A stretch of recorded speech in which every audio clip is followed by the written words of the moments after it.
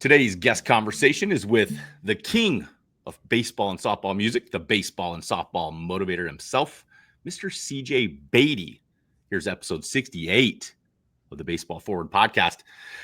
CJ Beatty, hi man, I missed you.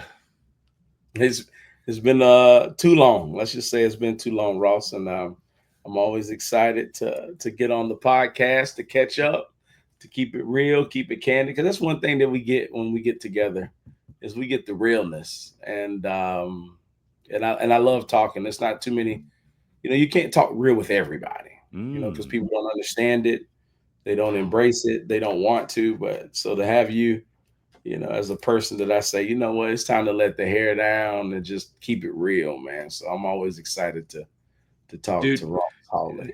I feel the exact same way, my friend. And I'll say this, it's we were talking a little bit earlier and we're talking about success.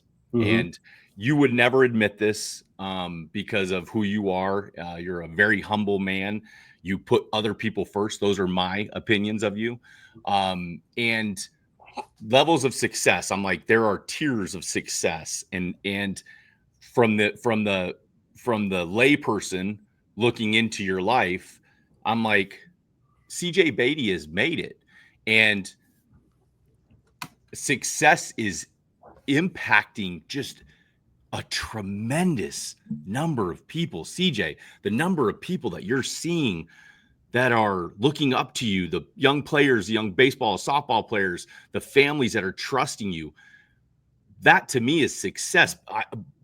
How do you kind of see that? Do you feel like do you ever sit back and say, I'm here, now it's time to work, or I'm still, what does success in tiers look like to you? The amount of people that you're serving and helping, I Ooh. think that's success to me. If I want to deem an event successful, a concert successful, a camp successful, a meeting successful, it's always going to be measured in the amount of impact that was discussed or had. If you're not talking impact, that's what my company, Beatty Enterprises, that's what I talk to my team. Literally in my office, I got a Jackie Robinson quote. And it's one of the most impactful quotes. And I'm sorry that I don't know it by heart just yet, but just know that it's pertaining to impact. It's talking about impacting the lives of others.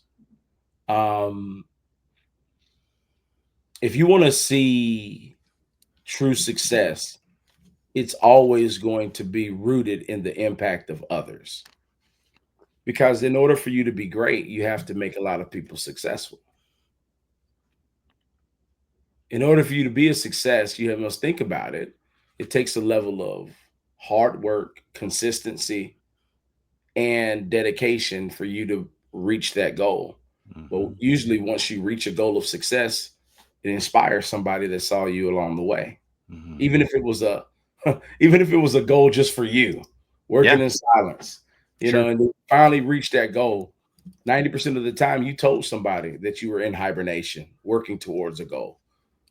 And once they have seen you reach that goal, reach that level of success, it has successfully impacted others in a positive way, whether it's small or big.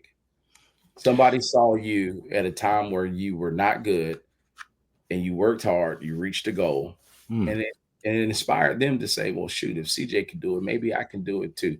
That's success. Dang, dude, that's good. That's really good. The self-awareness, something for you. This is, these are, well, you're the baseball and softball motivator. So you motivate people. So I'm here to get motivational quotes from you. But do you as a human being ever sit back and say,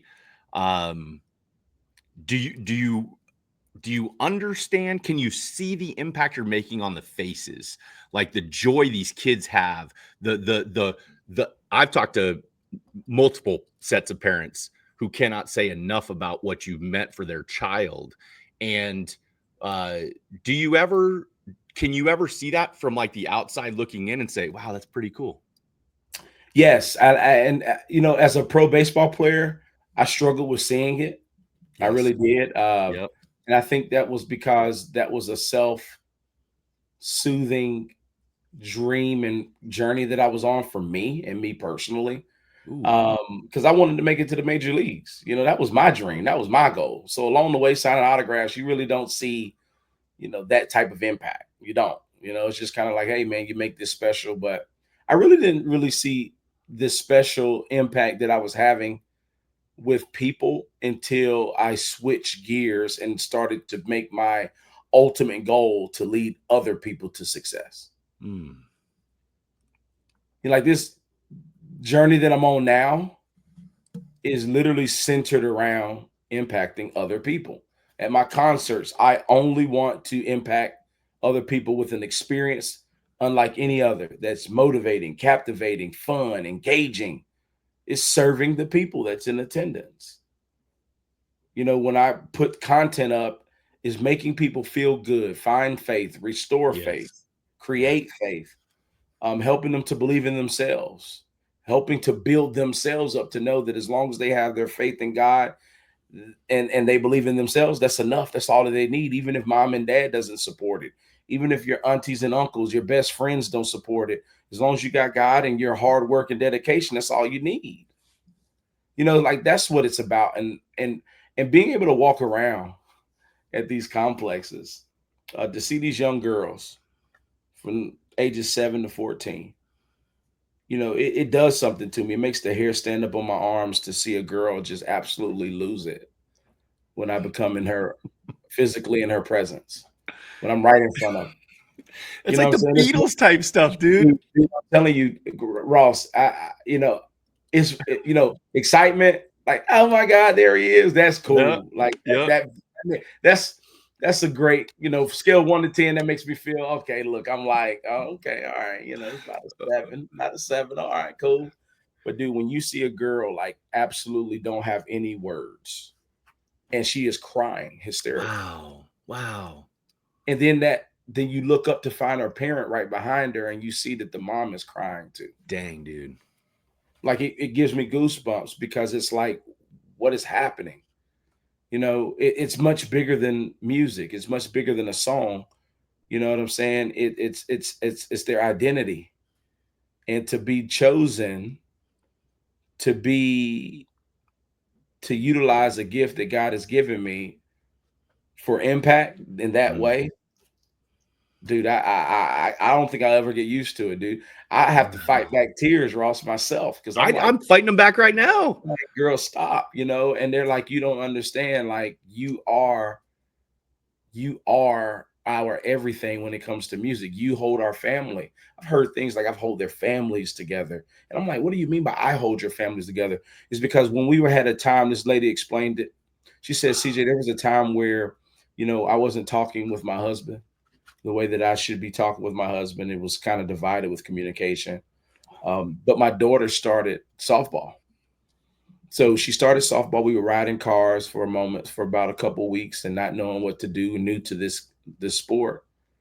But then we found your music, and your music brings joy to us. Your music makes us feel like a family because we're singing the words together. Dang. And now every time we travel to these games, no matter how far and wide they are, we got our CJ Beatty playlist, and that's when we become a family. Wow. Dude, when I heard it like that, dude, it was just like, oh my God. Like I never did know. But that lets you know that God is in the mix.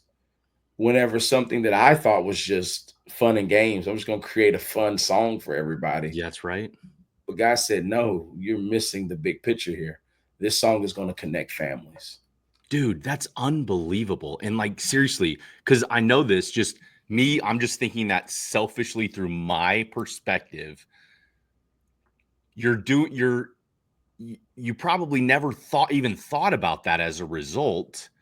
And that's how beautiful, like amazing God is he's saying, CJ, if you obey me and you're faithful to me, I told you I'm going to be faithful.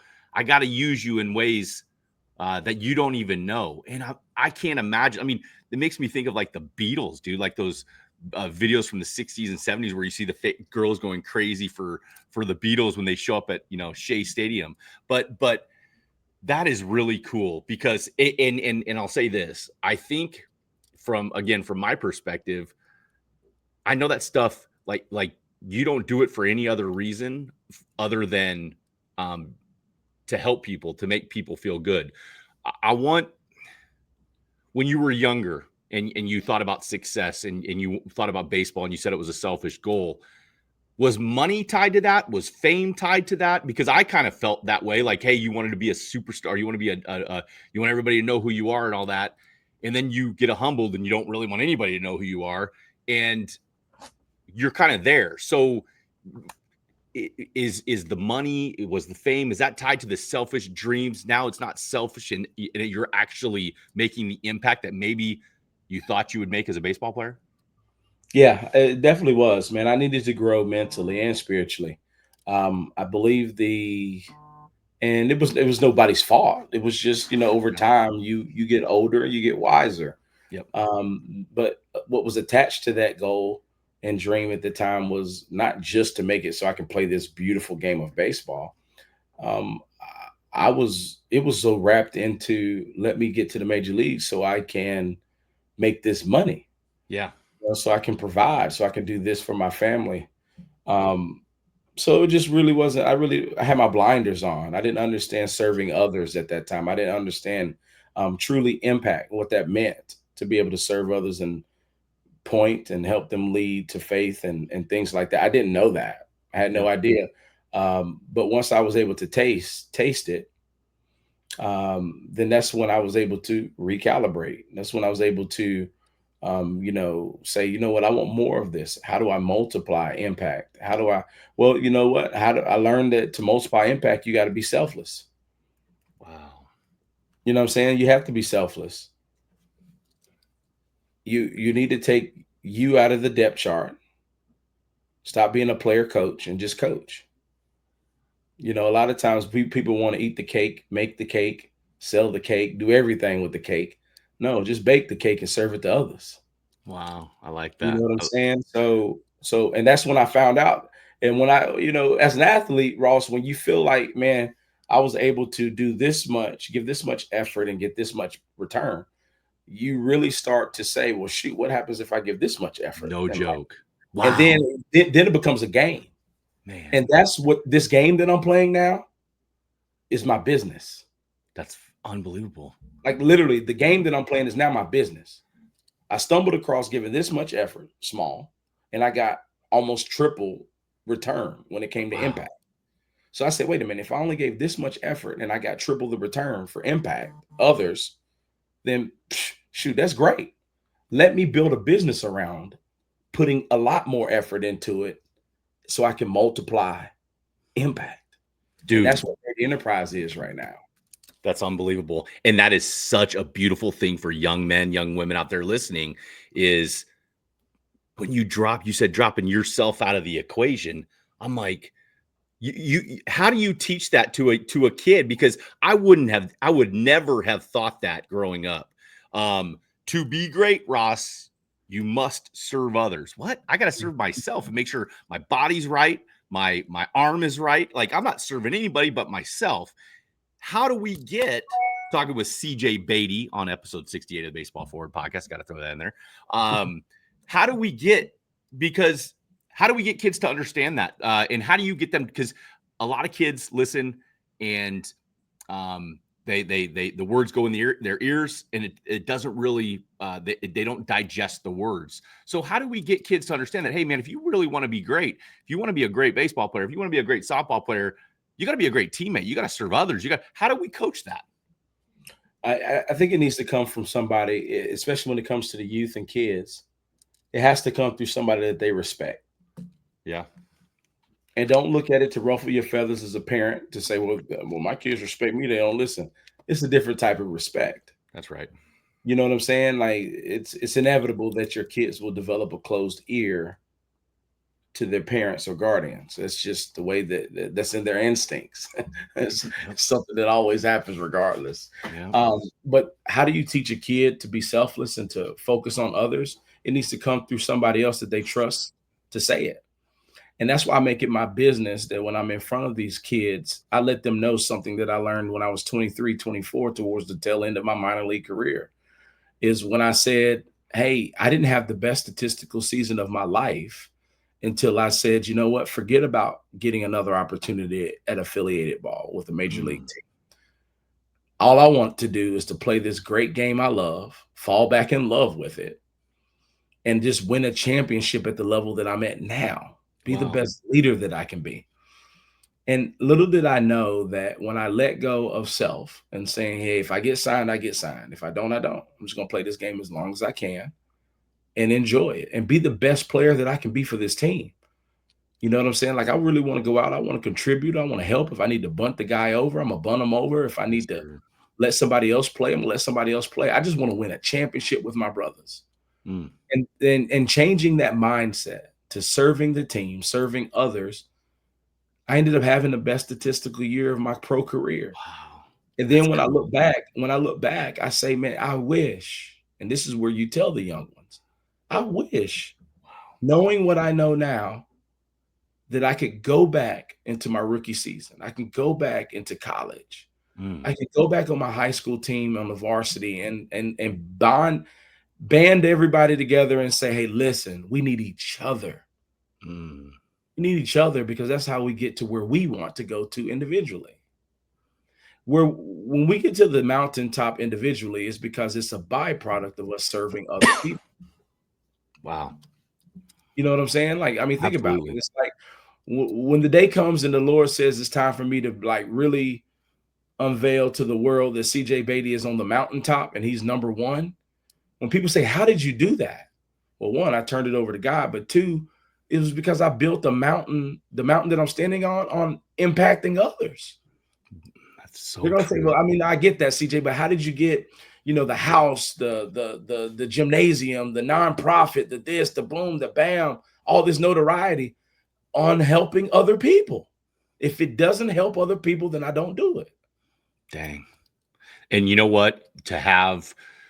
You're right. They got to hear. They got to respect somebody, and it's got to they got to see work in action. Or they got to see proof that what you're Yes, saying is right. And like yes. you know what I'm loving. I'm seeing this. I'm seeing a trend in sports. Maybe my eyes are just more open than they've ever been, but I'm seeing the trend in sports of the servant leaders. The ones that I look and I say, boy, that guy's got it together, or boy, she's got it together.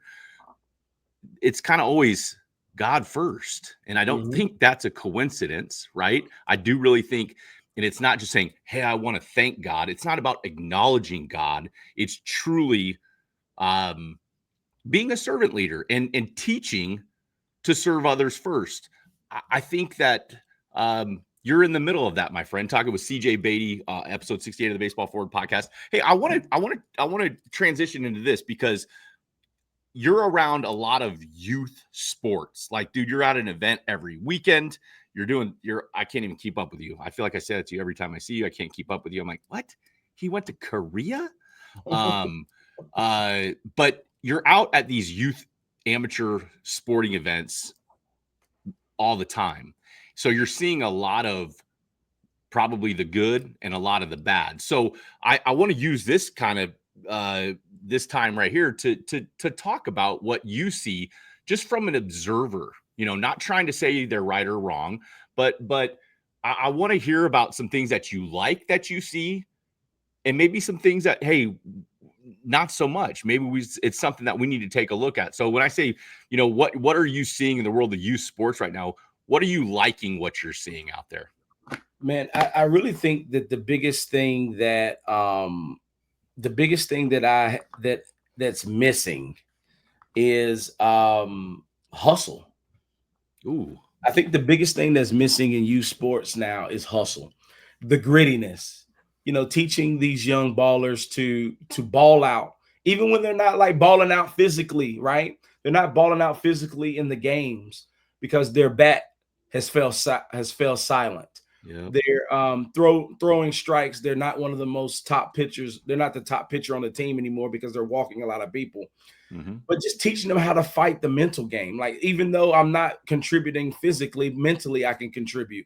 I can physically maybe give the most hustle. That's what I'm not seeing out there anymore. I'm Mm. seeing the rah-rah. I'm hearing the chants and I hear the cheers, and the excitement's when somebody gets a hit and everything like that. But where's that person that hits a fly ball that's busting it down the baseline? Yes. Where's that ground ball hit to the shortstop, but they're giving a hard 90 or they're giving a hard 60 or however long their bases are? They're running out the box hard. Like, where are those players at? But I think what it comes to is, where are those parents? Where are those coaches at? Wow. Because players don't come out not hustling. They don't come out of their moms in the hospital not hustling. That's a learned trait. That is something that you allow to happen. That's right. Right. So pause when I say, where are those players at? Where are those coaches at? Let's go. Where are those parents at? Well, my parents didn't play baseball. You don't have to play a sport to understand effort. That's right. Like, you don't have to play it at a high level to understand how you play the game is the right one way and it's the right and hard way. Yep. So I think that's one of the things that still drives me up the wall, is when I'm out here signing autographs and I happen to peek over and see somebody, hit a pop fly, shallow center field, and they lackadaisical about running to first. That says everything about their character. Man. It says everything about what is allowed at home. You're like, oh man, how can you say that? I'm not saying you're a bad parent, but I'm saying there's a room for improvement for all of us. Yes. That is, man. And CJ, like, to all the kids out there listening, you never know who's watching. And can you imagine, I'll give you two examples. Can you imagine CJ Beatty being out at one of your tournaments and having the opportunity to impress him, and you decide to pop a ball up, put a frown on your face, and moonwalk down to first base instead of hustling, right? Can you imagine? CJ Beatty's never going to admit it, but can you imagine him going, bummer? Hey, another guy, one of my business partners, Jim Schwanke, longtime legendary coach, 3-time national champion, comes over to me in the middle of a game. Didn't even know he was there, my boys' games, and comes over to me in the middle of a game and says, hey, did you see that kid, blah, blah, blah, not hustle? Can you imagine disappointing CJ Beatty when he has the one opportunity to watch you? Can you imagine disappointing an LSU national champion coach that has a chance to recruit you? Can you imagine disappointing them? So when I hear you never know who's watching, it's far greater than, hey, where can that person get me? But I'm like, if I'm as a player, if I'm in the presence of, quote, greatness and excitement and energy and like true impact people, man, I would be bummed out at myself if I disappointed them. What say you? For sure. How you do one thing is how you should do everything. Yeah. You know what I'm saying? And it's that old adage of, you never know who's watching. I mean, we tell the kids all the time, you just never know if a scout's there. You never know if a person knows a scout, and you don't know if a person that knows a scout knows a scout knows a scout. You don't know if a person that knows a person that knows a person that knows a person that knows a scout. Man, but the way that how you trump that is, you just need to play the game because it's the right way to play the game. Yes. You know what I mean? Right. Forget all the scouts thing. Play the game because you love it. If you truly love it, then you'll play the game right. A lot of times if you disrespect something, it really shows that you don't truly love it. Boy, that's good. Think about that for real. People, I love the game of baseball, but the way you play it says otherwise. Dang. I love the game of softball, but the way you play it says that you don't. You don't love it. You just really like it. Because there's a difference between love and like. I mean, ask your wife. You can't just go to your wife and be like, I really like you. It might come with a smack or a look that's like, wait a minute, I'm going to let you try that again. Say that I really, really like you. I really, really, really like you. Then it's a problem. Now, you know what I'm saying? So there's a difference. But I think that the ballers, as a former pro scout, I could tell the players that really love this game because it's a difference. The way they attack it, the way they wear their uniform, the way that they respect the coaches, the way that they are hustling on and off the field, the when they show up, the way that they are in stretches, the way that they communicate with their teammates, the way that they pick up their other teammates when they're left out on the third out on the field and they're running out to them and saying, here, I can see it. It's clear. It's evident. the ones that love it versus the ones that kind of like it. Yep, that's a fact. And you know what? I think why it's important to show that love is because of just the simple statement you made. How you do anything is how you do everything. And showing the love that you have for what you're doing in the moment, I mean, that's going to translate to the other areas of your life, right? It's going to make you more aware of the opportunities that you have. If I've asked you this before, but I probably need to go back and listen. For CJ Beatty, man, with everything you've gone through in your life, lots of different hats, lots of ups, some downs. If you could give CJ Beatty advice when he was 15, knowing what you know now, what advice would you give a younger version of yourself? Ooh, I stumped him. Mm-hmm. I would say you are what you think about. You are what you think about. You are what you think about. What does it mean, CJ? Earl Nightingale, the strangest secret, way back in the day. I listened to that, and the reason why I said I would tell my younger self that is because I remember back in the day when the game was over with, the game was over with mentally. Huh. The mental game stopped. Interesting. I was ready to go home and get on the video games. Yep.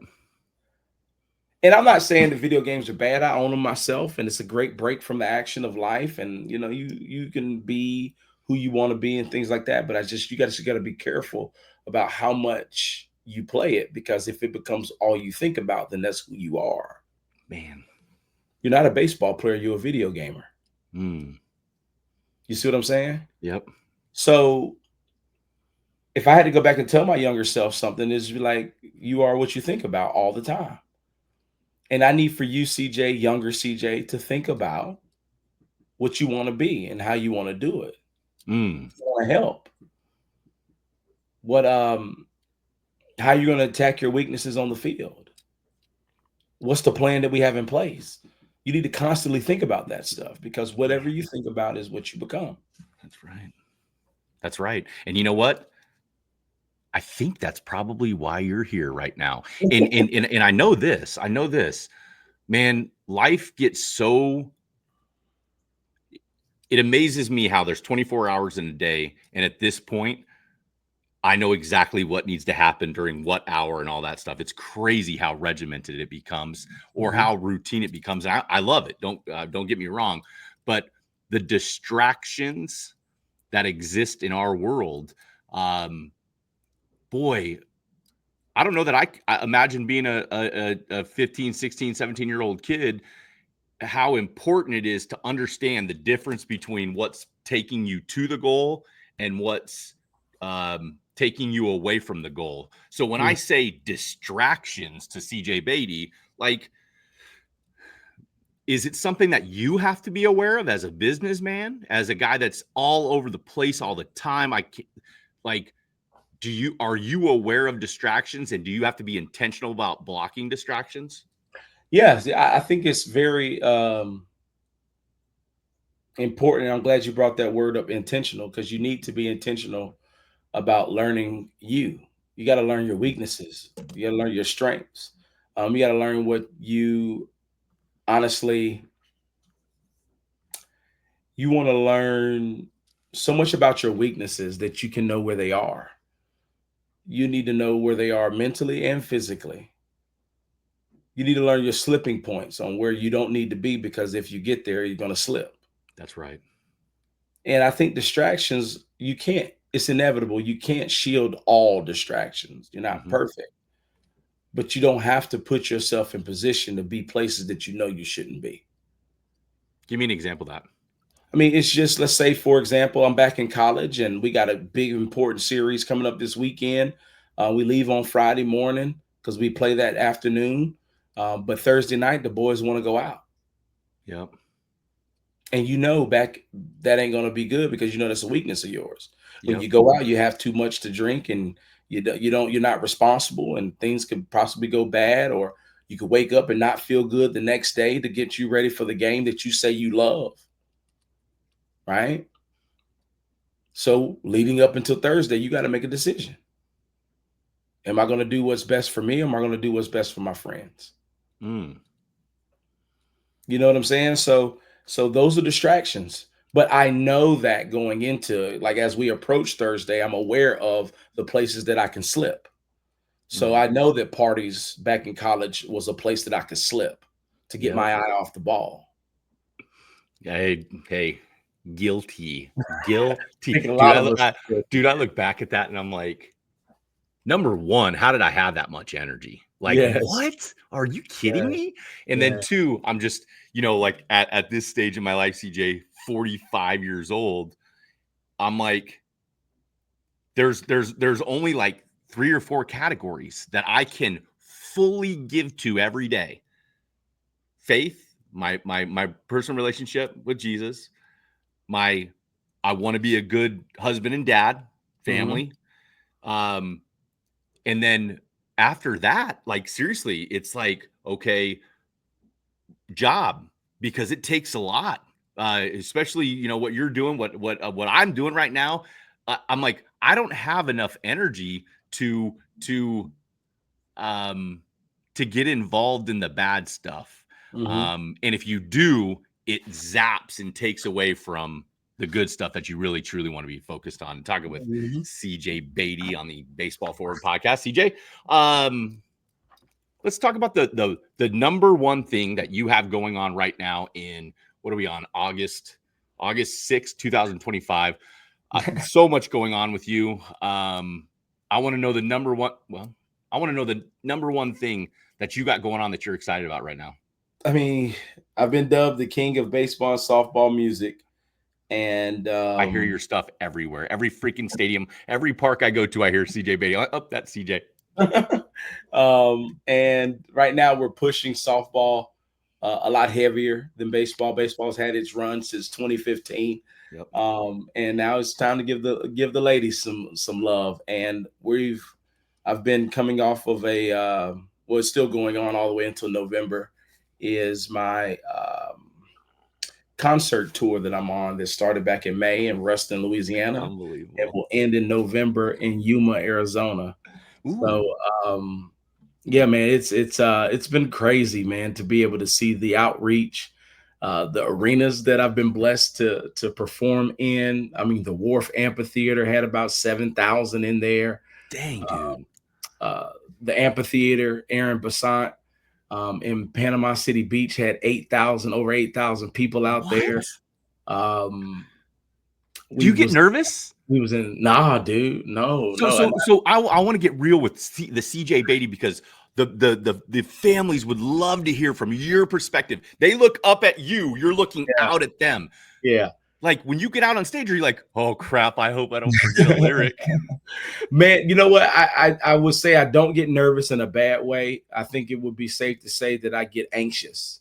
Ooh, okay. You know what I'm saying? Because I think nervousness, depending on how you explain it, I think sometimes nervousness is like imposter syndrome. Do you think I can do it? Blah, blah, blah. No, it's definitely not that. Yeah. I'm the king of softball music. I'm about to let y'all know what time it is. Let's go. But I think anxiousness, because we've never been here before. So it's kind of like, ooh, like those little jitters of like, ooh, okay, let me out the cage. I don't know what's gonna happen. Let's go. Like the anxious with excitement of just being in the unknown. Because I tell people all the time, that's why, like, if you want to make God laugh, you tell him your plans. My plan all along was, man, I don't know what God's doing, but I'm gonna be a Major League Baseball player. Yeah, God laughed at that. Yep. Because little did he know that when I got drafted by the St. Louis Cardinals, that almost let's just say, over 10 years later, that I would be on stage. Shoot, over 15 years later, I'd be on stage doing concerts for softball girls. What? 7 to 14-year-olds and their families. What? A national tour, you know what I'm saying? So, but yeah, dude, I mean, it is an absolute ball. It is growing rapidly. Yeah. It is. I mean, we're talking online merch, new website. We're talking the Netflix deal next year. It's my bat will be dropping in every store soon come Christmas time. You know, it's taking a world I of its can't. own. My face is just like it hurt. I'm so, like I got goosebumps. That's unbelievable, dude. Like, Yeah, yeah, that's exciting look, stuff. I was on a phone call yesterday, 2 days ago, with a tour bus company to give me a luxury. They Wow. give me a luxury tour bus for next year, Hey, I'm gonna and start calling everything you like Elvis, dude. that. Yeah, you know what? But it's just crazy when you call out these names. You know, Elvis. You call out Beyonce, Carrie Underwood. You call out AC/DC, Kendrick Lamar. You call out Katy Perry, and the list goes on. DJ Khaled. Win. All I do is win, win, win. No matter what. Yes, One sir. of the top songs of all time when it comes to sports. Yep. Yeah, according to softball players, 50,000 of them to be exact, each month vote, and they conform a list. They compile a list of the top 500 songs that they choose Really? for walk-up songs. And number one out of that list is CJ Beatty above all artists. All artists. And I've been number one since March, ever since they've been doing the list. And it's just crazy to look at that list of the top 500 songs. I mean, you can choose from any song in the world at any point, from Dolly Parton, Michael Jackson, Keith Sweat, whatever you want to think of. Keith Sweat. CJ Beatty is number one with the song Row My Boat. And not to mention, because it's not just that song, not to mention that in the top 500, I have 8 songs in the Dude, top 500. I don't even know what to say. Like, hey, the people you just ripped off there. Where are they voting for this? Because I got to go vote. Like, where like 50,000 people voting every month? Yeah. So they have a database. It's Ballpark DJ. You know, Okay. Ballpark Oh DJ yeah, yeah. is the software that people use to build a list, a lineup list, Holy and inside of that buckets. software, you can pick a song to be attached to every kid, and they have a database that you can pick from the songs. That's They unreal. said, according to what they told me, the owner of Ballpark DJ called me and told me, like, hey man, every month with new softball teams that are created through our app, Oh my gosh. we have compiled a top 500 list. And I said, how many people is that? They said it's around 50,000 people each month, because, you know, people are learning about Ballpark DJ. They're Yeah. learning about it. They're learning about it. And every time they learn about it, they build an account and they pick their songs. And the software, we can compile the top 500 songs that they pick, right? Dang. And we've been doing it since March, CJ. And we just want to let you know that you've remained number one the whole time. Did you You know, cry when you heard that?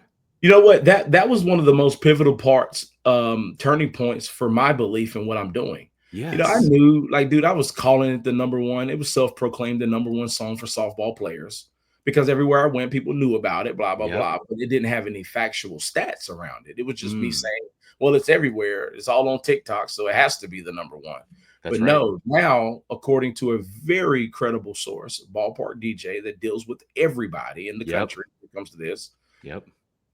now I have a credible source that says it's valid. It's the number one song for softball on the planet. Dude, that's unreal, CJ.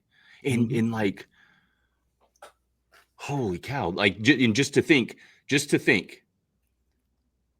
when you're going through all your baseball playing stuff and transitioning into the business world and all that stuff, I think everybody's goal in life, if you're competitive, is to be number one at something, Yeah. right?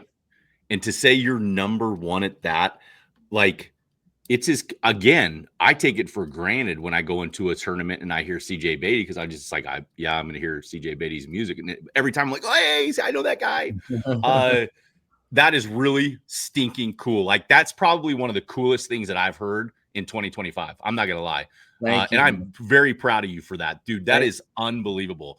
Talking with CJ Beatty, the king of softball music, number one, on episode 68 of the Baseball Forward podcast. About 10 more minutes here, CJ.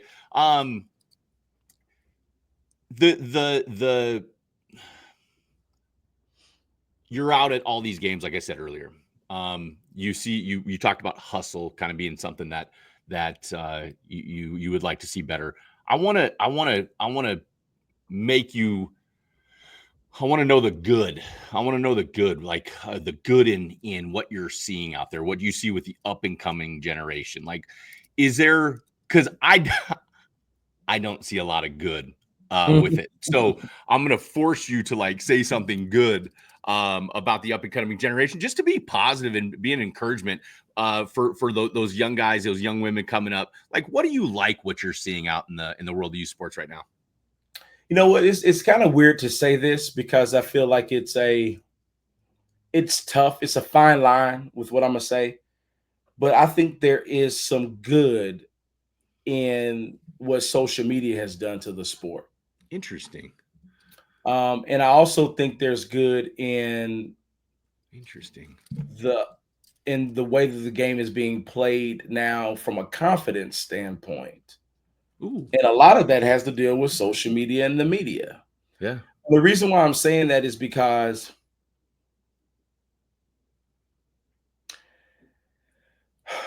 prior, let's start here. Social media has now given these kids something more to shoot for. Interesting. You're I right. mean, think about it, right? So back in the day, what stimulated me the most? What stimulated you the most when it came to wanting to be on TV? Well, you had to strive to be on TV by watching players on TV. Yep. Period. That was it. That Yep. was the only driving force. And when the College World Series came on TV, you wanted to go to a school for a shot at the College World Series championship. Mm-hmm. Right. But see, the world that we live in today, the playing ground is more level because I could be rooting for Ross Hawley that's on the other side of the country. And I love what he's doing and the way he's going about it. And he's the same age as me. He just has a bigger following. But you know what? Ross Hawley inspires me, CJ Beatty in North Carolina, Wow. to work harder. Wow. You see what I'm That's saying? Because I was able yeah. to see him on social media. I Wow. was able to see the clout that he's getting. I was able to follow him and his success. So I think a lot of what social media is doing is there's some good. There's a lot of good in the fact that the game has went to media and social media now because it's inspiring kids to say, I want to be the next um, peer that I Yeah. see. Yeah. You know, I want to be the next, I'm a freshman, but I want to be like this singer that's got all these letters, and I see his notoriety on Instagram and TikTok. I want to be him. Not only do I want to be Mookie Betts, or not only do I want to be Tatis, not only do I want to be Acuna, but I also want to be this dude that's in my neighborhood that's going to Vanderbilt because I see Man. the credibility that he's getting through social media. You see what I'm saying? So 100%. I will say that I like that. And then also I like I told you about what media and social media is doing for confidence in the game. Mm-hmm. It's giving people, even though I think that it gets a little blown out of proportion with the bat flips and everything like that. I get it. Just trust me, I can flip this script and then talk about how bad it is. Yep. Yep. But let's talk about the good. I think by adding these things of bat flips and celebrations and highlighting this and all of this fun stuff, it's doing something that's making more kids want to play it. Interesting. I You're mean, right. if you think about it, like numbers up. Back in the day, people used to only say baseball was a boring sport. They didn't play it. They Yeah, didn't that's play it. right. I don't Good want to point. watch that. It's a boring sport. But now Yep. I got football players saying, bro, y'all lit over there on that baseball side. Wow. Now you got basketball players that are like, man, maybe I should have played baseball, bro. Your boy crazy. Acuna's the man. Look at that. Oh. They're doing that now because of the way it looks. More eyeballs are on the sport now. Yeah. And if more eyeballs are on the sport, that means more little ones are going to want to do it. You know what I like about that? I'm going to add on, and I didn't even think about this, but social media, to me, you can create value. Like, you don't have to be a big leaguer to create value in your abilities. And like, take the Savannah Bananas, for example, like guys that aren't going to play in the big leagues, but just I think about the high school player that really Mhm. loves the game with the pure intentions, that has the ability to create value in himself, in their brand. It affects, like, can you imagine having the ability to make like $1 million in college because you're an influencer, or you get notoriety, get an NIL deal? Like, I think that's pretty cool that at an earlier level in your life at this point, Uh-huh. you're able to grow up and understand, if you do it right, to understand the importance of brand, your name, your ability, your reputation. And you got these kids out here with the ability to make more money than their parents when they're 16, 17, 18 years old. So that's pretty cool. I mean, I'm telling you, it is. So I think that's the good that I'm seeing in the game now. It's more fun. It's more chance. It's more look at me. It's more this. But I think overall, collectively, I think the numbers will say for itself that this whole new make the game fun again, quirkiness of the bat flips and all the other stuff that we old timers kind of look at and frown upon, I think overall is doing good for the game. It's trending in the right direction. Yeah, there's some tweaks that needs to be tweaked, and yeah, there's some things that you're going to always, but you're not going to agree with everything that's done anyway. But if you look at it from an analytical standpoint, viewership is up. This is up. Bat sales are up. Merch is up. All this stuff is up because now more people are getting involved in the game. Baseball is growing. Baseball has grown so much now that it's the girls are coming over to have their own league to play baseball. You know what I'm saying? Yep. More females are coming over into the sport because it's become, something that they want to do because it looks so cool to play. I'm just saying, like, let's give us some credit to this social media game and this new era of new baseball, modern day baseball, because it's growing. I mean, if it was so toxic, it wouldn't grow. People would be like, it's a flop. That's if it was so, I mean, think about it. If it was so bad and, oh, man, they're going to kill the game. Well, why are the numbers going up? They're growing the game, baby. And you know what? You got to be willing to change and adapt. And hey, I needed to hear that perspective from CJ Beatty. Last question for you, CJ Beatty. Man, number one on, like, I see I listen to your stuff because we're friends, but all right, so let's talk like a playlist because people want to know. Everybody listens to you. What does CJ Beatty listen to? Like, what do you? Hey, what's on your playlist? Like, let's say this. Let's say if you were gonna go and if you had a walk-up song for yourself now, and it couldn't be CJ Beatty music, what would it be? Man, you know what? I am a big fan of yacht rock music. Oh my gosh. Yacht rock music. I mean, we're talking like I got it playing. I mean, got it pulled up right here. Doobie Brothers, Ambrosia. You know what I'm saying? Bobby Caldwell. Come on, man. It's who else I got on here? Oh, when that Daryl Hall and John Oates, boy. Whenever that Sarah Smile comes on, everything, Sarah man. Smile, Sarah. Oh, what a good song. But if I had to pick from this list, man, I would think, me and my daughter, she's 4, but when she hears Man Eater come on, oh, dude, man, when she hears Man, I think that'll be, if I had to walk out now, dun, dun, dun, dun, dun, dun. Hey, what a good song. What a good, yes, sir. Hey, that's what I'm saying. Yacht rock, baby. Any of you out there listening to this, you young ladies, though, you keep your music, your walk-up music, CJ Beatty. Don't worry about Man Eater, okay? Keep it on the playlist. CJ Beatty, it is always an honor, and I am very thankful to call you my friend. You're a good human being, and man, I'm a fan, and it's fun watching you do your thing. Just keep going and multiplying that impact. I'll give you the last word, and then I'll take us out. Man, just love life. Don't let the elements outside, rain, sleet, shine. Just enjoy life. You know what I'm saying? And help others. For real. There's no better feeling in the world than literally going outside your home, intentionally looking to help somebody. You don't have to have money to do it. Sometimes it's just the most valuable time is your time. The most valuable thing that you can give is your time.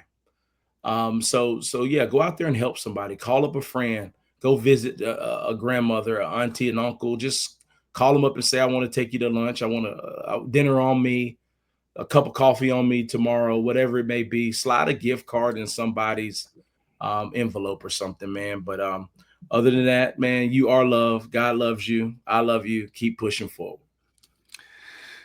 Man, that's good stuff. Episode 68 of the Baseball Forward podcast, Mr. CJ Beatty. We'll see you guys soon.